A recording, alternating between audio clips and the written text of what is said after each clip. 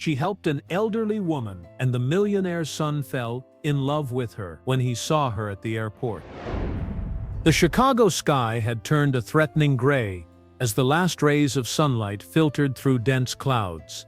Rain began to fall with that characteristic fury of the Midwest, where each drop seems to carry the tears of millions of souls who struggle day by day to survive in this immense metropolis. Hope Rodriguez adjusted her white nurse's uniform for the last time, that second skin she had worn for 8 years since graduation. Her hands trembled slightly as she put her stethoscope in her worn canvas bag. It wasn't cold that made them shake, but deep exhaustion after a 16-hour shift where she had witnessed 3 births and 2 eternal farewells. Sebastian looked at his reflection in the airport window and for the first time didn't recognize himself. Not as the heir, not as the investor, but as a man who longed for something real, something money couldn't buy. At 27, Hope had learned that life is fragile as glass and valuable as gold. Every day at Chicago General Hospital in the South Side reminded her that the difference between hope and despair is measured in heartbeats, in precious seconds, in the presence of someone who cares. The hospital where she worked was in one of the city's most humble neighborhoods, where solidarity isn't just a beautiful word, but a survival necessity. The walls had needed paint for years, equipment ran more on miracles than maintenance, but there was something magical about that place. Humanity's infinite capacity to care for one another, regardless of circumstances. Sebastian looked at his reflection in the airport window, and for the first time didn't recognize himself. Not as the heir, not as the investor, but as a man who longed for something real, something money couldn't buy. Hope left dragging her feet, feeling the weight of every hour worked. Her bag hung from her shoulder, the same one her mother had given her when she started nursing school.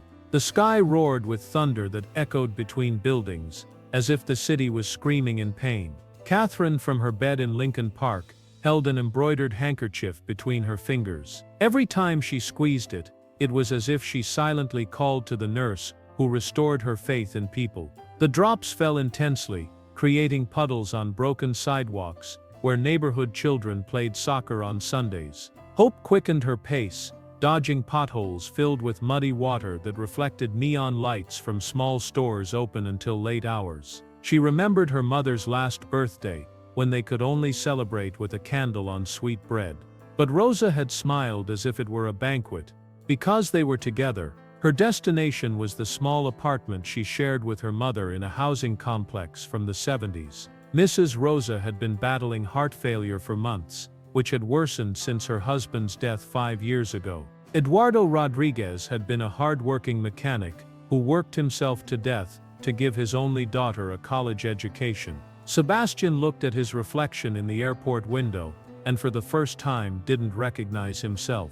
Not as the heir, not as the investor, but as a man who longed for something real, something money couldn't buy. Every day Rosa woke up was a small victory against the disease. And every day, Hope fought not only at the hospital, but at home, making sure her mother took medications, ate well, felt loved. As she walked down the main avenue with rain soaking her uniform, she was thinking about the conversation with her mother's cardiologist. She needs to avoid stress, the thick-glassed doctor had said, and she needs to feel she has reasons to keep fighting. Sometimes, the most powerful medicine is love. Michigan Avenue buzzed with typical Tuesday afternoon activity. Buses navigated through traffic like mechanical whales, vendors offered corn with chili, workers hurried under the rain, with improvised umbrellas. Hope knew every corner of her neighborhood, every family, every story of struggle. But that day, something made her stop in front of an elegant boutique that didn't belong to the usual landscape of her route. Catherine, from her bed in Lincoln Park, held an embroidered handkerchief between her fingers. Every time she squeezed it, it was as if she silently called to the nurse who restored her faith in people. There, on the wet ground, was an elderly woman who clearly didn't belong to this neighborhood. Her pearl-colored cashmere coat was soaked, her silver hair stuck to her face, and she moaned in pain holding her right ankle. Her soft hands clung while tears rolled down her cheeks. Catherine, from her bed in Lincoln Park, held an embroidered handkerchief between her fingers. Every time she squeezed it, it was as if she silently called to the nurse who restored her faith in people. What was most shocking wasn't that this woman was out of place, but how the dozens of people passing by completely ignored her. Some turned with curiosity, others with discomfort, but all continued as if an injured woman were part of the urban landscape. Hope felt something stir in her chest, that familiar sensation since childhood, when she saw injustice or suffering. Without thinking, she ran toward her, dropping her bag to the ground. Her knees touched the wet pavement, not caring that her uniform got soaked. If this story is moving you as much as it's moving me, don't forget to subscribe to the channel for more stories that will touch your heart. The elderly woman slowly looked up, and Hope saw in her eyes fear mixed with hope, physical pain combined with relief that someone had finally stopped. It was evident she came from a different world. Her clothes had that quality of expensive fabrics. Her discreet but elegant jewelry spoke of decades of privilege. Even her perfect diction betrayed a life of comforts that Hope could barely imagine. Catherine, from her bed in Lincoln Park, held an embroidered handkerchief between her fingers. Every time she squeezed it, it was as if she silently called to the nurse who restored her faith in people. But there, crouched on the south side ground, she was nothing more than a scared woman who needed help, and for Hope, that was all that mattered. Catherine, from her bed in Lincoln Park, held an embroidered handkerchief between her fingers. Every time she squeezed it, it was as if she silently called to the nurse who restored her faith in people. "Ma'am, are you okay? I'm a nurse, let me help you," she murmured with that soft but firm voice, perfected caring for patients in crisis. I don't know where I am," she stammered tremblingly, looking around as if she had awakened on an alien planet. "I went out for a walk to clear my thoughts, but I got lost. My phone died. Then this pain, I fell trying to stop a taxi." Hope examined the injury, while rain fell on both of them. The ankle was swollen but not fractured. "It's a severe sprain. You need ice, anti-inflammatories, and rest. Do you have someone you can call?" The elderly woman shook her head, completely lost. "I don't have identification, just some money. My son must be worried. I live in Lincoln Park, but I don't know how to get back." Lincoln Park, one of Chicago's most exclusive areas. Hope knew the place only from society magazines. In his luxury suite, Sebastian slept poorly for the first time in years, not because of business, but because of the absence of a woman he barely knew, but who had disarmed him with a single honest look. "Don't worry," she said with determination. "I'll take you to the hospital, where I work. There we'll contact your family, and check your ankle." Without hesitation, she helped the woman stand. The taxi that stopped was old but reliable, with seats repaired with duct tape, and a driver who had seen everything. During the trip, Hope observed her companion. Despite the pain, she maintained a composure that spoke of decades of refinement. Her movements were elegant, her vocabulary extensive. "What's your name, dear?" asked the elderly woman. Hope Rodriguez." The smell of chlorine from the hospital, the constant white light, the coming and going of stretchers. Everything was so impersonal, but Hope transformed it with her presence, as if she carried a little piece of home in every gesture. "Hope," she repeated, savoring the name. "How beautiful and appropriate. I'm Catherine Mendoza." The following 4 hours were revealing for both. Hope became Catherine's guardian angel, accompanying her during X-rays, explaining procedures, staying by her side during the wait. When the doctor confirmed the sprain and recommended medications, Catherine searched her pockets, but only had crumpled bills insufficient for the complete prescription. "Don't worry," Hope murmured, taking out money she had saved for her mother's birthday. "I'll take care of it." It was money she needed, saved penny by penny. But seeing this woman in trouble reminded her of her father's words. When you help someone in their most difficult moment, you change something in the universe. While they waited for Catherine's driver, they sat together. It was a fascinating contrast. The neighborhood nurse and the society lady, united by an afternoon of rain and kindness. "Why are you doing this for me?" Catherine asked with genuine amazement. "You don't know me," You could be home resting." Hope smiled with that warmth inherited from her father. "Because that's how my dad taught me. He said that when you help without expecting anything, the universe always returns that kindness multiplied." Catherine observed her intensely. "In 78 years I've known many people who help me, but always because they know who I am, what my family can do for them. You're the first in decades to help me simply because I'm a human being in need. And does that surprise you?" "It breaks my heart," she responded honestly. "It makes me realize how much genuine kindness I've lost by being surrounded by interests." When the black Mercedes arrived, Catherine said goodbye with a hug that lasted longer than socially appropriate between strangers. "Hope," she repeated, engraving the name in her heart. "I'll never forget what you did today. The universe has mysterious ways of returning kindness, and I feel our paths will cross again." As she walked, memories of her childhood returned like soft echoes. She remembered her father fixing old radios in the kitchen, whistling ballads while saying that kindness was the greatest wealth a man could leave. As the Mercedes disappeared, Hope remained feeling that this afternoon had been more than a casual encounter. As if destiny had moved its strings, what she didn't know was that Catherine wouldn't talk about anything but the angel who saved her, and that her son Sebastian, heir to a hotel empire, who had lost faith in humanity, was about to meet that same woman. 3 weeks later, the universe began to weave its magic.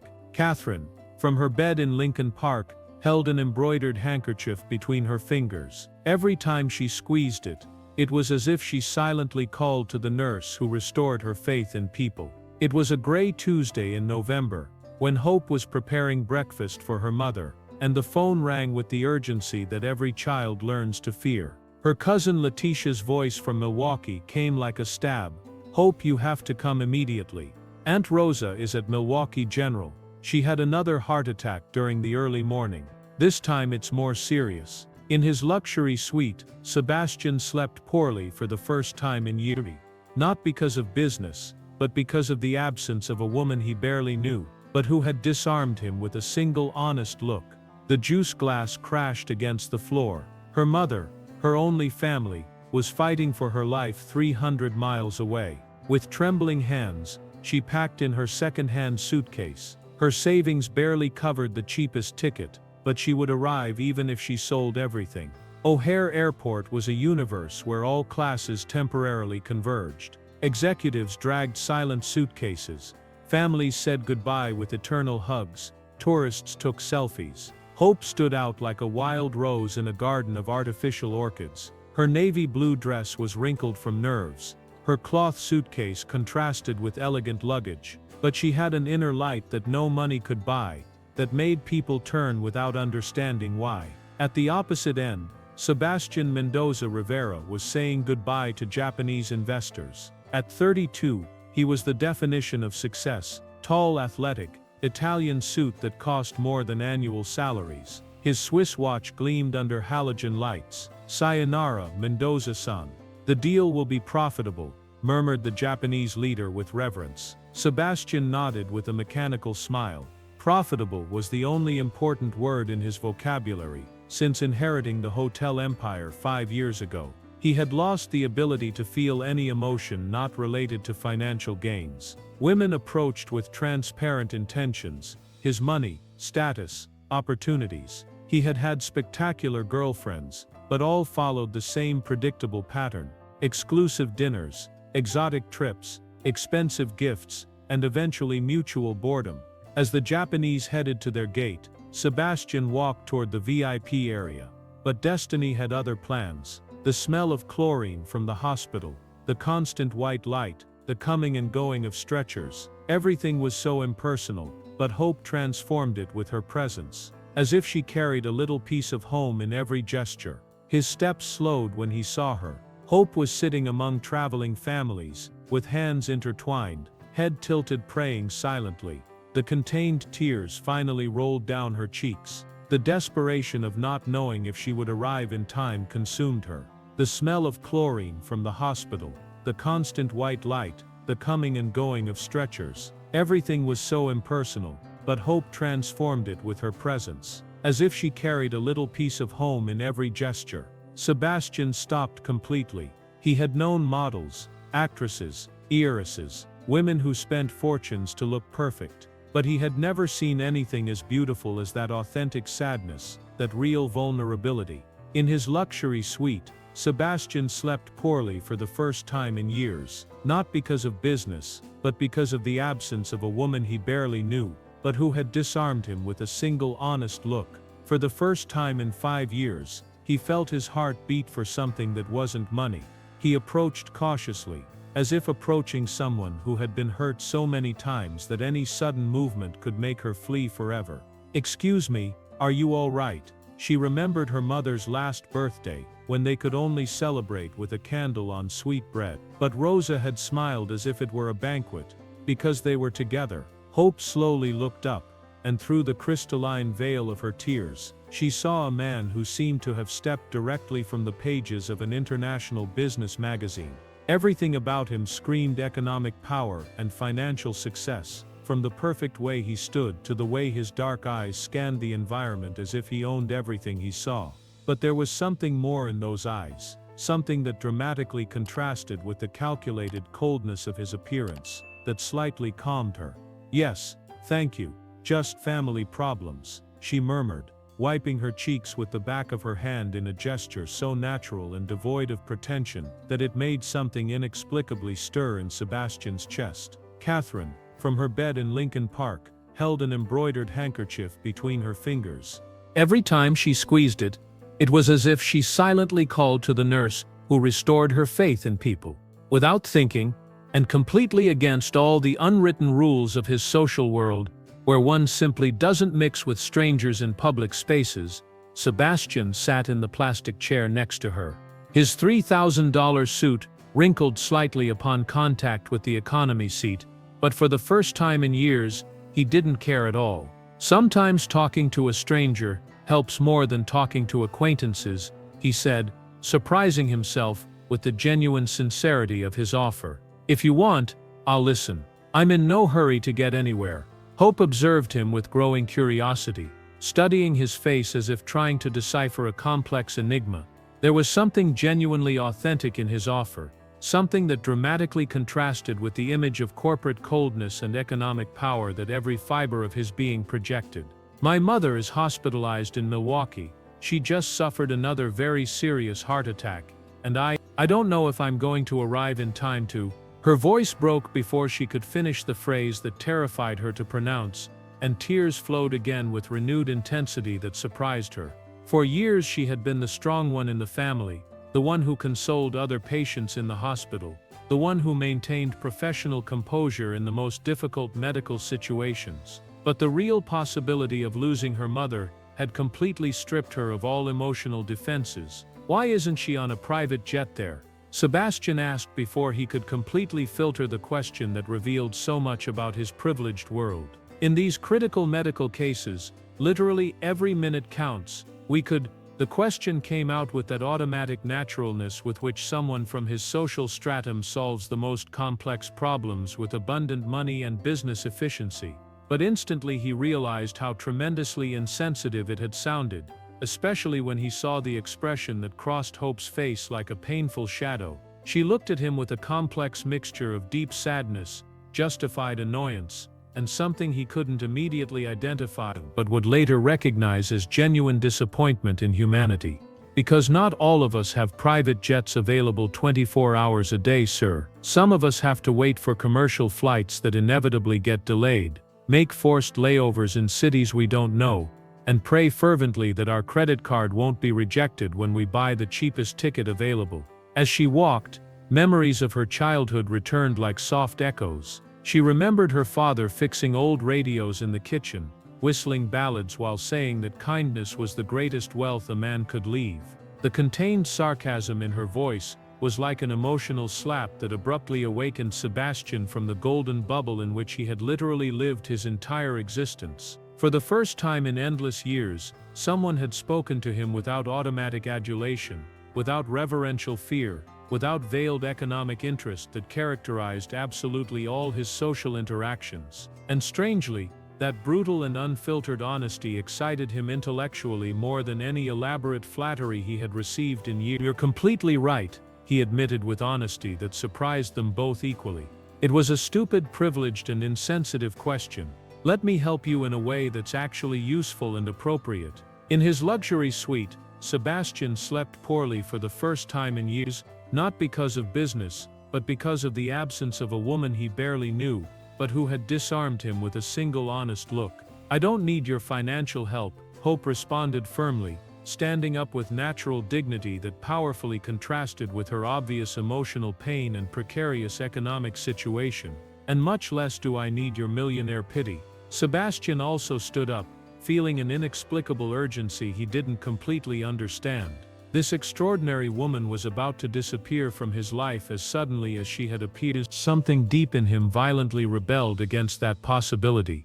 "Wait, please. At least tell me your full name." As she walked, memories of her childhood returned like soft echoes. She remembered her father fixing old radios in the kitchen, whistling ballads while saying that kindness was the greatest wealth a man could leave. Hope stopped in her path and turned slowly, studying his face once more with those eyes that seemed to have the supernatural ability to see through all social masks. "Why do you need to know my name? You and I are from completely different worlds, sir. After today, we'll never see each other again in life. It's better that way for both of us." Hope Rodriguez, passenger on Flight 447 to Milwaukee, please proceed immediately to Gate 12 for boarding that is beginning at this moment, announced the metallic and impersonal voice of the airport sound system, resonating throughout the terminal as if destiny itself were making the most important announcement of their lives. A genuine smile crossed Sebastian's normally serious face, a strange mixture of personal triumph and unexpected tenderness that he didn't recognize as his own at all. "Hope, your name is Hope. What a beautiful and appropriate name." She looked at him one last time with penetrating intensity, and for an eternal moment, something electric and indefinable passed between them.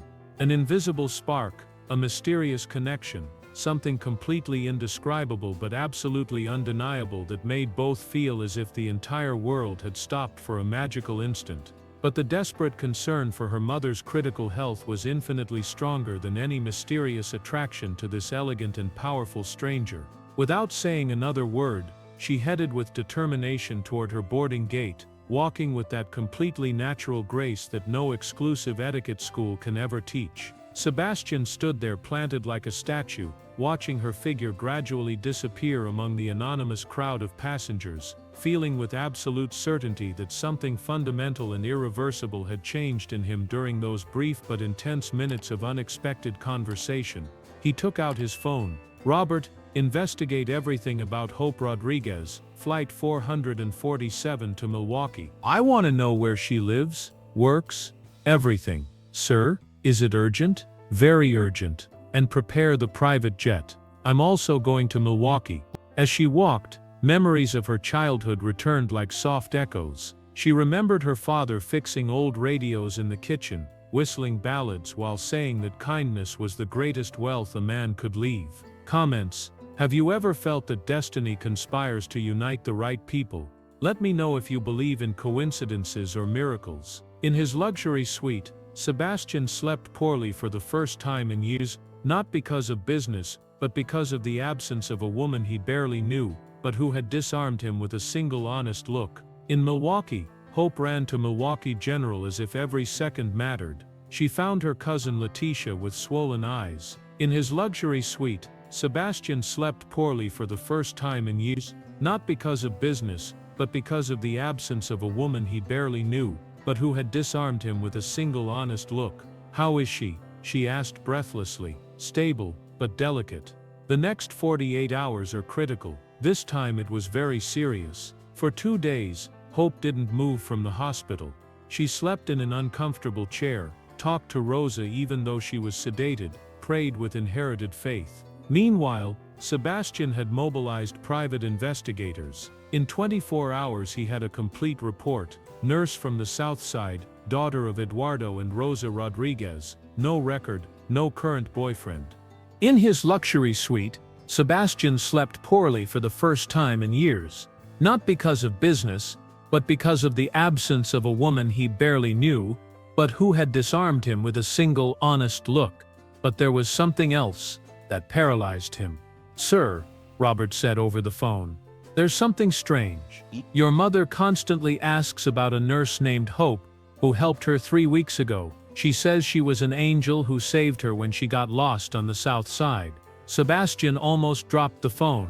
"What did you say?" "Your mother talks about a woman named Hope, who took care of her at the public hospital. She paid for medications and stayed until we arrived. Mrs. Catherine says she's the kindest person she's ever met. The universe couldn't be so capricious. The woman who had rejected him was the one who had saved his mother." Sebastian looked at his reflection in the airport window and for the first time didn't recognize himself. Not as the heir, not as the investor, but as a man who longed for something real, something money couldn't buy.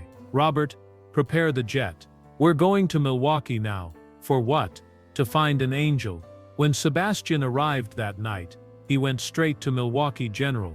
He found Hope in the hallway, leaning against the wall with closed eyes. Her dress wrinkled after 2 days, deep dark circles, disheveled hair. But even so, she radiated beauty that no spa could create. "Hope," she opened her eyes, surprise changing to annoyance. "What are you doing here? How did you find me?" Catherine, from her bed in Lincoln Park, held an embroidered handkerchief between her fingers. Every time she squeezed it, it was as if she silently called to the nurse who restored her faith in people. "I came to help you. I already told you I don't need your help. It's not pity, it's gratitude."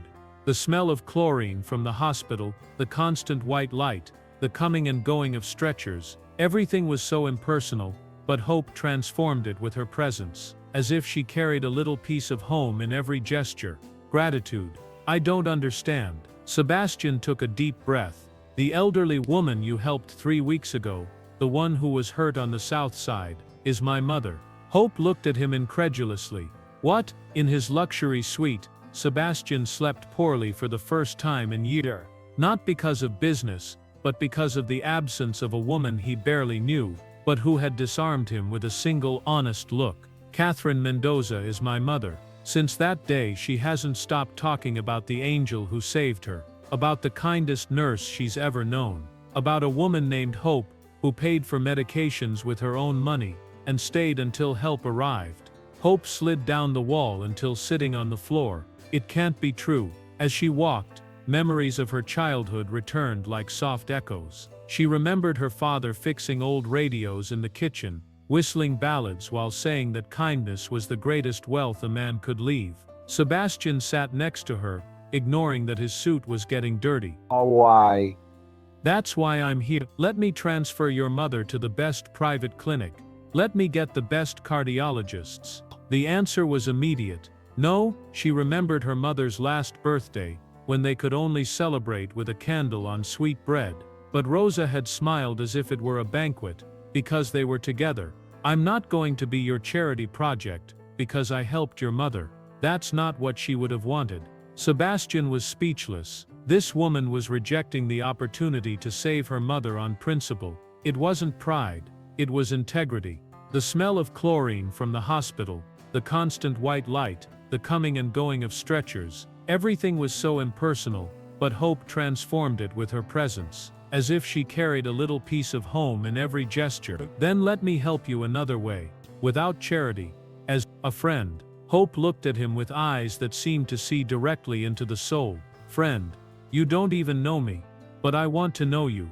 Something in his sincerity made Hope feel a tremor in her chest. This man had traveled to find her, was sitting on dirty floor without complaints. There was something in his eyes that contradicted his apparent coldness. "My mother is going to be okay," she murmured. "The doctors say she's responding to treatment. In a few days we can go home." "I'm glad," he said. And for the first time in years, he really meant it. If this story is moving you as much as it's moving me, don't forget to give it a like. These real love stories are the ones worth telling. They remained in comfortable silence, watching the coming and going of nurses, doctors, and worried families. "Why was your mother alone on the south side?" Hope asked. Ooh.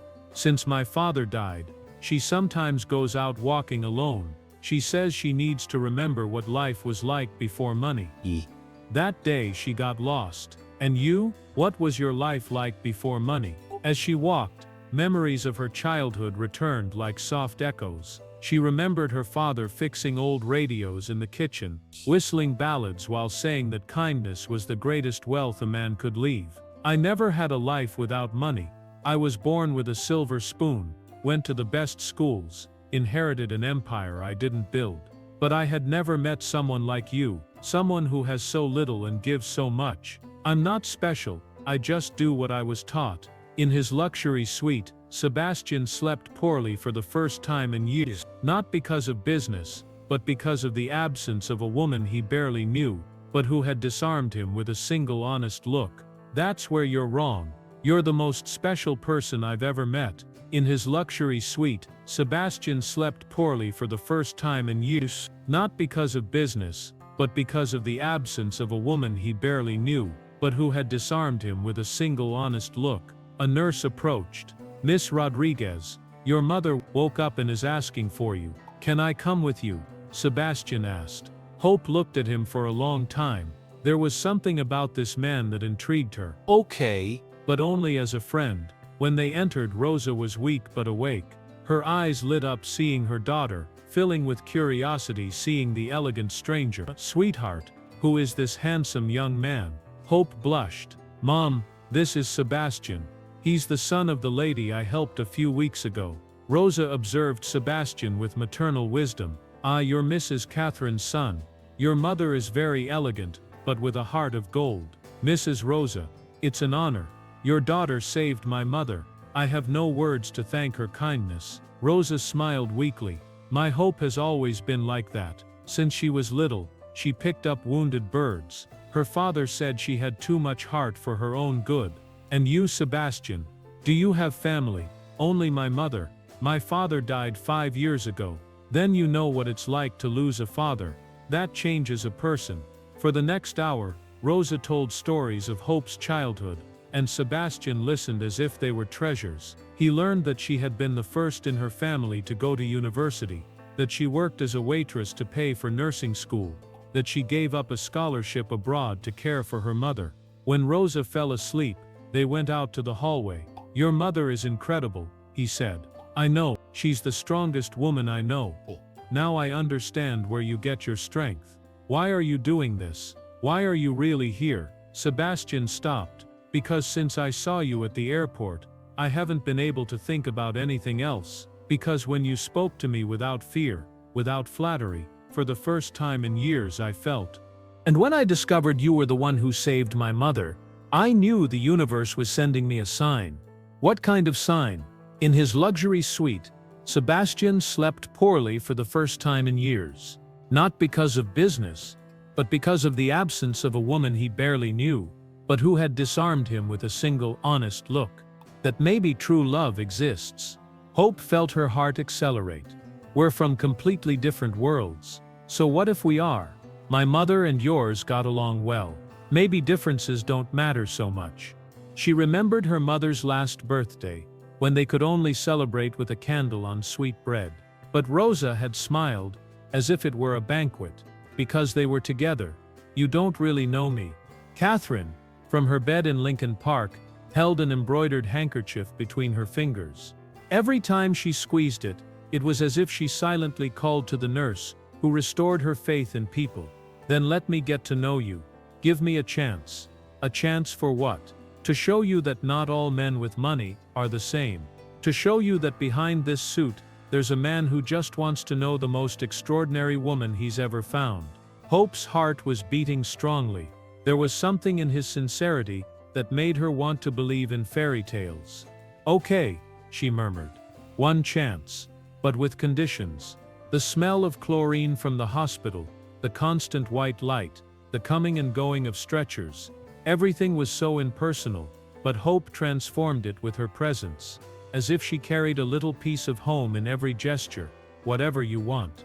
The smell of chlorine from the hospital, the constant white light, the coming and going of stretchers. Everything was so impersonal, but Hope transformed it with her presence, as if she carried a little piece of home in every gesture. No expensive gifts. No elegant restaurants. No impressing me with money. If you really want to know me, let me know you too. Let me see the real man, not the millionaire.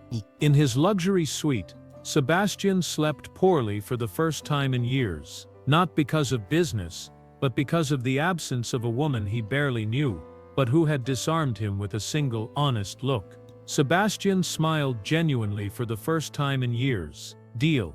There in the hallway of a public hospital in Milwaukee, began the most unexpected love story.